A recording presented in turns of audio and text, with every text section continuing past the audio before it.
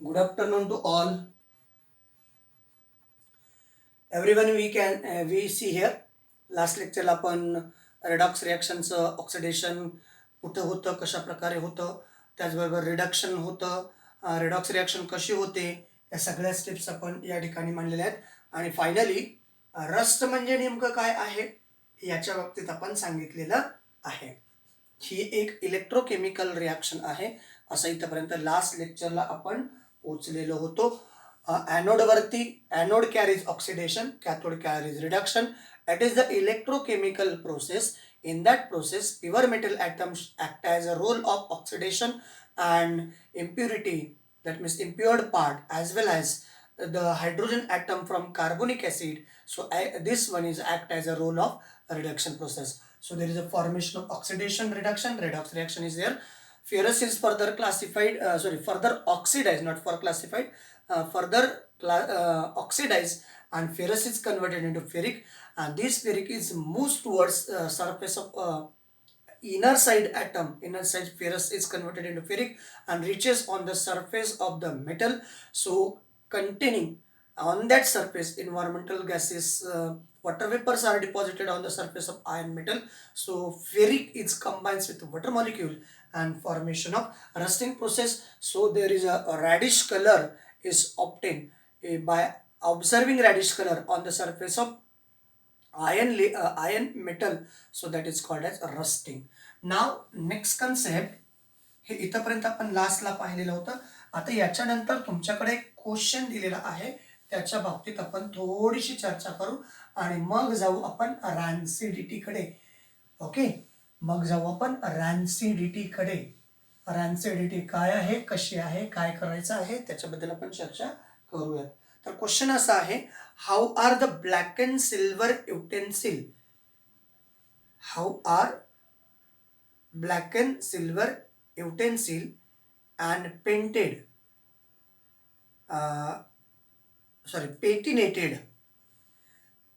that means greenish brass utensil clean. म्हणजे silver हा rust होतो, त्याच्यावरती सल्फाईडची लेयर डिपॉझिट होते, तर त्याला रिमूव्ह करण्यासाठी there are the different processes is to be occurs.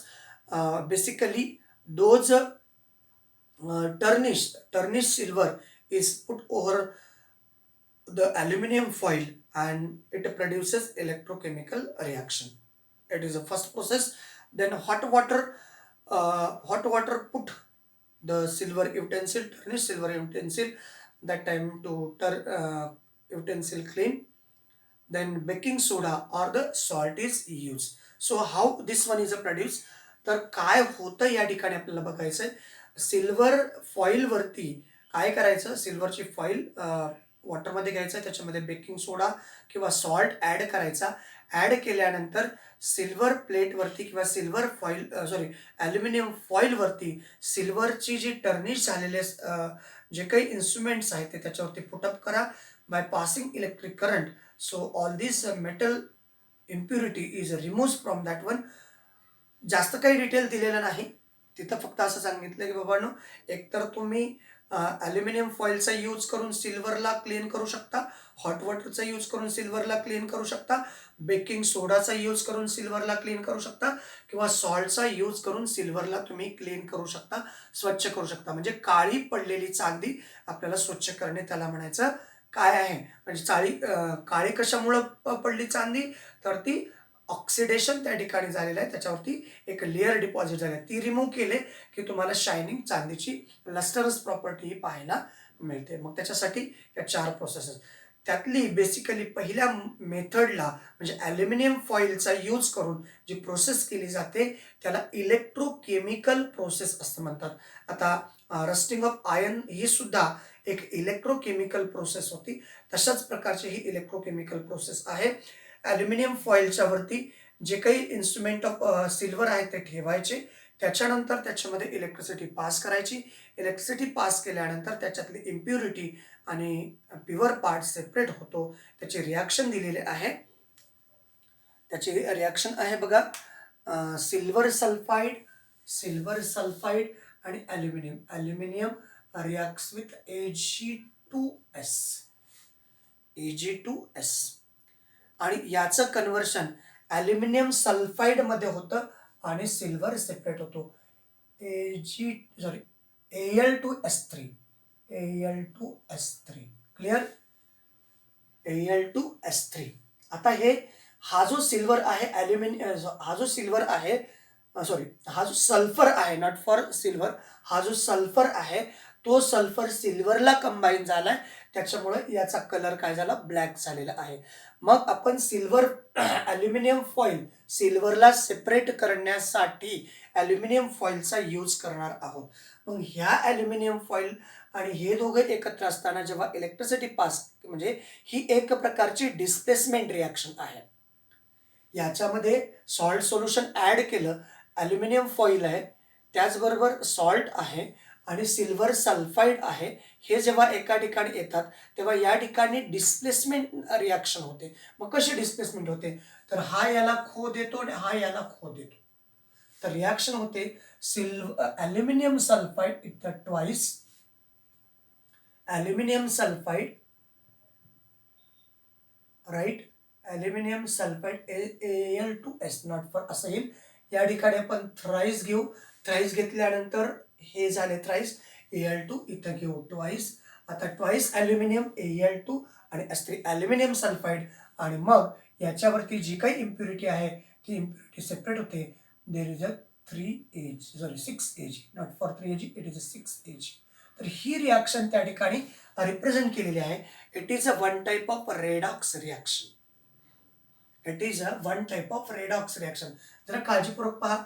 या ठिकाणी याचा ऑक्सिडेशन नंबर किती आहे, 0. या ठिकाणी याचा ऑक्सिडेशन नंबर किती आहे सांगा. या ठिकाणी याचा ऑक्सिडेशन नंबर +2 आहे. +2 इथं किती झाला, 0 झाला. ऑक्सिडेशन नंबर या ठिकाणी 0 झाला. 0 +2 कडून 0 कडे आला. काय झालं, ऑक्सिडेशन नंबर कमी झाला. आणि ॲल्युमिनियमचा इथं किती होता, 0 होता. इथं किती आहे, +3 आहे. या ठिकाणी ॲल्युमिनियमचा ऑक्सिडेशन नंबर +3 आहे. It is a +3. सल्फरचा याच्यामध्ये कुठलाही रोल नाही आहे. लक्षात आलं का. सल्फरचा इथे व्हॅलेन्सी 2च होती सल्फरची. या ठिकाणी sulphur carries -2 oxidation state. In that place also -2 oxidation state. So what are the changes occurs in the redox reaction? This is a one type of redox reaction. Therefore, that is called as electrochemical process. मुद्दा लक्षात घ्या, electrochemical process आहे ही. कारण ज्याच्यामध्ये आपण याच्याही अगोदर एक electrochemical reaction किंवा इलेक्ट्रोकेमिकल प्रोसेस बघितलेली आहे, रस्टिंग ऑफ आयनची.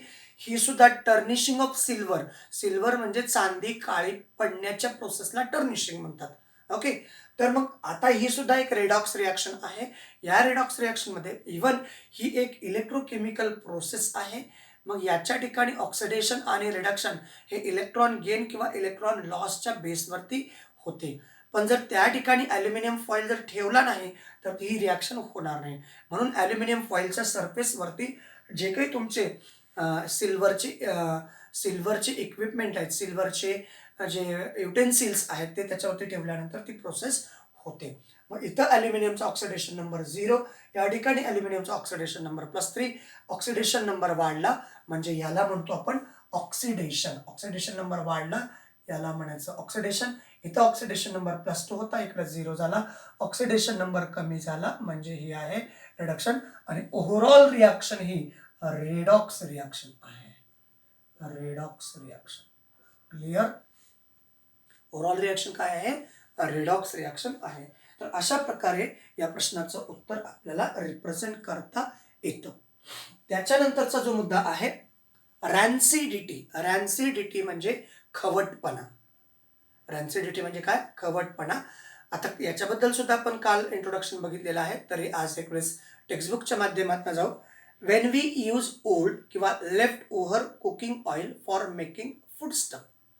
अन्न शिजवण्यासाठी किंवा काही पदार्थ तळण्यासाठी जर तुम्ही बऱ्याच दिवसापूर्वीचं एडिबल ऑइल घेतलं आणि त्याचा वापर अन्न शिजवण्यासाठी, अन्न तळण्यासाठी जर केला तर काय होतं, it is found to have foul odour called rancidity. त्याचा काय होतो, बॅड ओडर येतो, टेस्ट बदलते. म्हणजेच याचा अर्थ ते तेल काय झालं, खराब झालं, रॅन्सिड झालं. If the food cook in such oil अशा ऑइलमध्ये जर अन्न शिजवलं, इट टेस्ट ऑल्सो चेंजेस, त्याची टेस्ट बदलते. When oil or ghee is left aside for a long time or fried food is left aside for a long time, it undergoes oxidation, air oxidation and become rancid. तुम्ही जर तेल किंवा तूप हे जास्त काळ जसंच्या तसं ठेवलं किंवा एखादे तळलेले पदार्थ तेलामध्ये तळून ते पदार्थ जसेच्या तसे ठेवले, तर कालांतराने त्या ऑइलचं स्टेप बाय स्टेप हळूहळू ऑक्सिडेशन होतं आणि त्याची टेस्ट बदलते. तुम्ही याचं ऑब्झर्वेशन करा.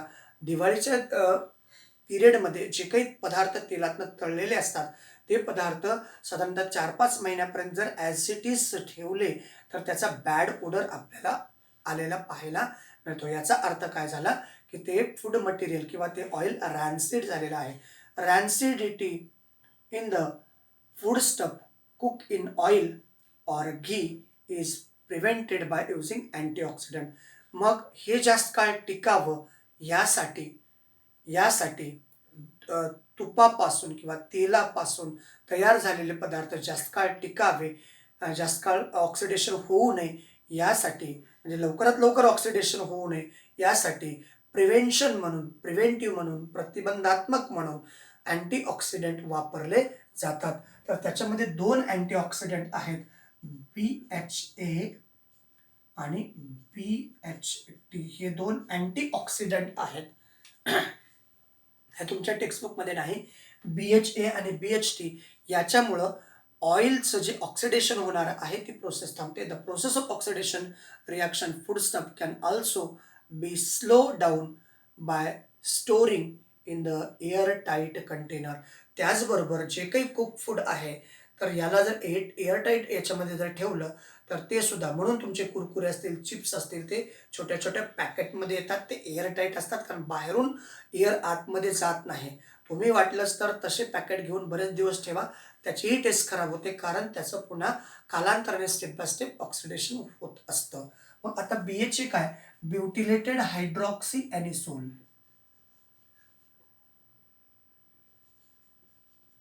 ब्युटिलेटेड हायड्रॉक्सी ॲनिसोल आणि हा आहे butylated hydroxy toluene. So these are the antioxidant to prevent the oxidation of oil or the cook food material. आणि मग याचा यूज करून ते पॅकिंग केलं जातं. त्याच्यामुळे ते चिप्स किंवा कुरकुरे आपल्याकडे जास्त काळ जसेच्या तसे टिकून राहतात. ओके, इथंपर्यंत पोहोचले का सगळेजण? काही अडचण आहे इथंपर्यंत सगळ्यांना? नक्की पहा. चला पुढच्या मुद्द्याकडे आपण जाणार आहोत. आता तुमच्या टेक्स्टबुकमध्ये काही क्वेश्चन्स आहेत विद्यार्थी मित्रांनो. या केमिकल रिॲक्शनशी रिलेटेड काही क्वेश्चन आहेत, त्याच्या बाबतीत आपण थोडीशी चर्चा करू आणि मग आपण नेक्स्ट चॅप्टरकडे जाणार आहोत. त्याच्यानंतरचं चॅप्टर आहे 4th नंबरचं चॅप्टर आहे. चॅप्टरचं नाव आहे effects of electric current. Clear? चॅप्टरचं नाव काय आहे? Effects of electric current. तोपर्यंत आपण चॅप्टर नंबर जे 3 आहे त्याचे काही क्वेश्चन आपण याच्यामध्ये सॉल्व्ह करण्याचा प्रयत्न करूयात. थेरॉटिकल तुम्ही सॉल्व्ह करणार आहात. रिॲक्शनच्या बाबतीतल्या जे कन्सेप्ट आहेत सॉल्व्ह करण्याच्या, ते आपण पहिल्यांदा प्रयत्न करूयात आणि मग नेक्स्ट चॅप्टरकडे हे क्वेश्चन सोडून झाल्यानंतर थेरॉटिकल तुम्हाला सोडवायचे आहेत. चला ओके, पहिला क्वेश्चन आहे क्वेश्चन नंबर 6, 7 आणि 8. बाकीचं कोणत्या रिॲक्शन आहेत हे मॅच कॉलम, त्याचं काही अवघड नाही आहे.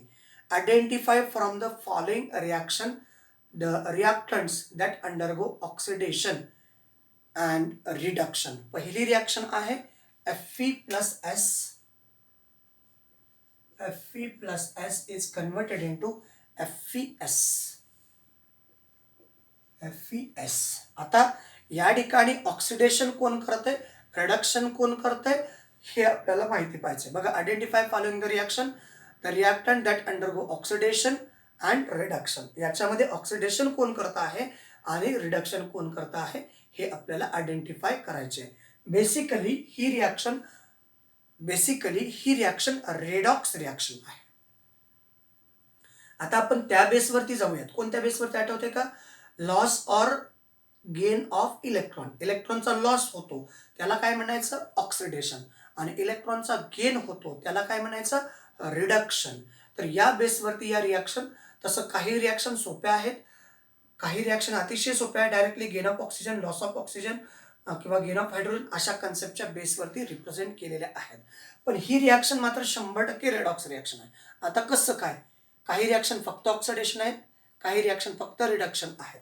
तर पहा, तर या ठिकाणी जरा काळजीपूर्वक पहा, याच्यावरती कुठलाच चार्ज नाही म्हणजे याचा ऑक्सिडेशन नंबर 0.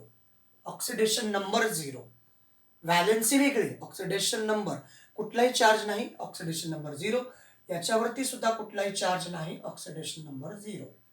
क्लिअर? आता या ठिकाणी आपल्याला माहिती आहे फेरस आणि सल्फर. सल्फरची व्हॅलेन्सी 2 आहे, बरोबर ना? ॲटॉमिक नंबर 16, 2, 8, 2 आणि 8 10 झाले, उरले 6. It requires 2 electron to complete. So valency of this one is a 2. Valency ही 2 आहे, पण त्याला पण ऑक्सिडेशन नंबर जर रिप्रेझेंट करायचं झालं तर तो येतो -2. कारण नॉन मेटल आहे, फेरस मेटल आहे. मग याचा -2 म्हणजे याचा इनडायरेक्टली +2 आहे. कारण व्हॅलेन्सी प्लस आणि मायनस वरतीच असते. पहा इथं Fe प्लस प्लस आणि S मायनस मायनस. आता हे दोघं जर कंबाईन झाले तर काय होईल? FeS. आता याच्यावरती कुठला चार्ज आहे का? नाही. याच्यावरती कुठला चार्ज आहे? नाही. तर मग या प्रकारे हा कंपाऊंड या ठिकाणी अटॅच झाला. याचा oxidation number, actually valency different, oxidation number कुठलाही याच्यावरती चार्ज नाही, ऑक्सिडेशन नंबर 0. याच्यावरती कुठलाही चार्ज नाही, ऑक्सिडेशन नंबर 0. हे कंबाईन झाले असल्यामुळे त्यांच्यावरती चार्जेस आले. पहा, प्लस मायनस कंबाईन झाले, हे चार्जेस आहेत. आलं लक्षात इथपर्यंत सगळ्यांना? मग आता याचा ऑक्सिडेशन नंबर +2. मग आपल्याला चेक करायचंय काय झालंय ते. काय झालंय ते चेक करायचंय. कसं चेक करायचं? पहा, मी तुम्हाला सांगितलं होतं, आठवतंय का? ज्या ठिकाणी एखाद्या ॲटमचा रिॲक्शन झाल्यानंतर ऑक्सिडेशन नंबर वाढतो, वाढल्यानंतर काय म्हणायचं त्याला? ऑक्सिडेशन. आणि कमी झाला तर त्याला काय म्हणायचं? रिडक्शन. बघा मग पहिला याचा ऑक्सिडेशन नंबर किती होता? 0. आता किती झाला? +2. वाढला की कमी झाला? वाढला. म्हणजे हा करणार आहे ऑक्सिडेशन. कोण करणार आहे ऑक्सिडेशन? फेरस करणार आहे ऑक्सिडेशन. फेरस काय करणार आहे? ऑक्सिडेशन. याचा किती होता? 0. इथं काय झाला? कमी झाला, -2 आहे. कमी झाला. कमी झाला म्हणजे काय? रिडक्शन. कमी झाला म्हणजे काय? रिडक्शन. क्लिअर? म्हणजे रिडक्शन कोण करतो मग? फेरस. हा करतो रिडक्शन. चला, पहिला कन्सेप्ट क्लिअर झाला का बघा? पहिला क्वेश्चन क्लिअर झाला, पहिली रिॲक्शन ऑल क्लिअर? नक्की? चला दुसऱ्या रिॲक्शन कडे जाऊयात. दुसरी रिॲक्शन आहे तुमच्याकडं. दुसरी रिॲक्शन आहे twice of Ag2O is converted into 4Ag plus O2. ज्याच्याकडं ऑक्सिजन अवेलेबल आहे त्याला काय म्हणतो? ऑक्सिडंट्स किंवा ऑक्सिडायझिंग एजंट. ऑक्सिडंट किंवा ऑक्सिडायझिंग एजंट. आणि यांनी ऑक्सिजनचा लॉस केला. Loss of oxygen is called reduction. तर हा काय करतो? रिडक्शन करतो. क्लिअर? हा काय करतो? रिडक्शन करतो. बरोबर ना? याच्याकडे असणारा oxygen, loss of oxygen is called reduction. तर सिल्वर ऑक्साईड काय करतो? रिडक्शन करतो. त्याच्यानंतर twice of Mg plus O2 आणि या ठिकाणी ट्वाइस ऑफ MgO. आता या ठिकाणी काय झालं? ॲडिशन रिॲक्शन झाली, कॉम्बिनेशन रिॲक्शन झाली. पण मॅग्नेशियमनी ऑक्सिजनचा काय केला? गेन केला. म्हणजे मग हा कोण झाला? याने काय केला? ऑक्सिडेशन केलं. Oxidation means gain of oxygen. He reaction काय झाली? ऑक्सिडेशन रिॲक्शन झालेली आहे, गेन ऑफ ऑक्सिजन. आणि शेवटची रिॲक्शन आहे nickel oxide plus H2 is converted into. आता याच्याकडे ऑक्सिजन आहे म्हणजे हा कोण झाला? Oxidizing agent. ऑक्सिडायझिंग एजंट काय काम करतो? रिडक्शनचं काम करतो. तर हा काय काम करतो? ऑक्सिडेशनचं काम करतो आणि मग इकडं तयार झाला Na आणि इथं तयार झाला H2O. तर इथं बघा ही सुद्धा एक रेडॉक्स रिॲक्शन आहे. ही सुद्धा last reaction is also one type of redox reaction. Nickel ऑक्सिजनची व्हॅलन्सी जर 2 असेल तर निकेलची व्हॅलन्सी सुद्धा तेवढीच आहे, कारण जोपर्यंत दोघांच्या व्हॅलन्सी सेम असत नाहीत तोपर्यंत ते कंबाईन होत नाहीत. मग याची व्हॅलन्सी जेवढी आहे तेवढीच याची. हा मेटल आहे, हा नॉन मेटल आहे. या ठिकाणी निकेलची व्हॅलन्सी बघा, या ठिकाणी निकेलची व्हॅलन्सी काय झाली +2. ऑक्सिजनची व्हॅलन्सी या ठिकाणी झाली -2. इथं निकेल आला व्हॅलन्सी आहे 0. व्हॅलन्सी आहे 0. हा काय त्याचा ऑक्सिडेशन नंबर, हा काय त्याचा ऑक्सिडेशन नंबर. आता निकेलची व्हॅलन्सी ॲक्च्युअली 2 आहे, हा त्याचा ऑक्सिडेशन नंबर आहे, हाही त्याचा ऑक्सिडेशन नंबर आहे. निकेलचा ऑक्सिडेशन नंबर या ठिकाणी 0 आला. ऑक्सिजनचा ऑक्सिडेशन नंबर इथं -2 आणि हायड्रोजनचा ऑक्सिडेशन नंबर +2. व्हॅलन्सी हायड्रोजनची 2 आहे. तर काळजीपूर्वक पहा, निकेलचा ऑक्सिडेशन नंबर +2चं कन्व्हर्शन 0 मध्ये झालं. ओके, +2चं कन्व्हर्शन 0 मध्ये झालं आणि हायड्रोजनचा ऑक्सिडेशन नंबर इथं किती होता 0 होता. या ठिकाणी काय झाला +2 मध्ये झाला. ऑक्सिडेशन नंबर कमी झाला म्हणजे रिडक्शन आणि या ठिकाणी ऑक्सिडेशन नंबर वाढला म्हणजे ऑक्सिडेशन. तर अशा प्रकारच्या ह्या रेडॉक्स रिॲक्शन आहेत. कळलं? हा प्रश्न कळला का बघा सगळ्यांना? घरी गेल्यानंतर सिस्टमॅटिकली प्रॅक्टिस करा आणि काही अडचण असेल तर मला फोन करून विचारू शकता. चला नेक्स्ट व्हिडिओकडे जाणार आहोत आपण, नेक्स्ट कन्सेप्टकडे, दुसऱ्या क्वेश्चन. ओके, तोपर्यंत सध्या इथेच थांबूया. Thank you, thanks a lot.